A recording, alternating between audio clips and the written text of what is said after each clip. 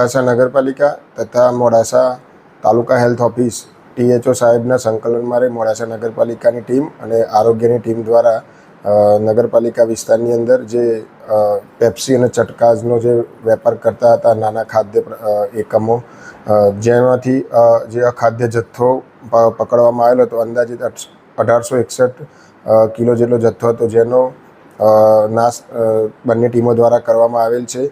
જેની અંદર નગરપાલિકાની ટીમ અને આરોગ્યની ટીમ સાથે રહી સંયુક્ત કામગીરી કરવામાં આવેલી હતી, જે તમામ જથ્થો તાત્કાલિક પકડી અને સીઝ કરી તેનો નાશ કરવામાં આવે છે. વધુમાં જે વિસ્તારમાં કમળાના કેસો આવવાનું જે જાણવા મળેલ હતું, જે બાબતે નગરપાલિકા દ્વારા તે વિસ્તારોમાંથી પાણીના સેમ્પલ લેવામાં આવેલા હતા અને તમામ પાણીના સેમ્પલોનો લેબ ટેસ્ટ પાણી પુરવઠા બોર્ડની લેબમાં કરવામાં આવેલો હતો. જેની અંદર રાઠોડફળી, કબ્રસ્તાન વિસ્તાર, નુરાની સોસાયટી, થોરીવાસ વગેરે વિસ્તારોમાંથી ટેસ્ટ કરવામાં આવ્યા, જે તમામ રિપોર્ટો નગરપાલિકાને મળતા તમામ પાણી પોર્ટેબલ હોવાના રિપોર્ટો મળેલ છે.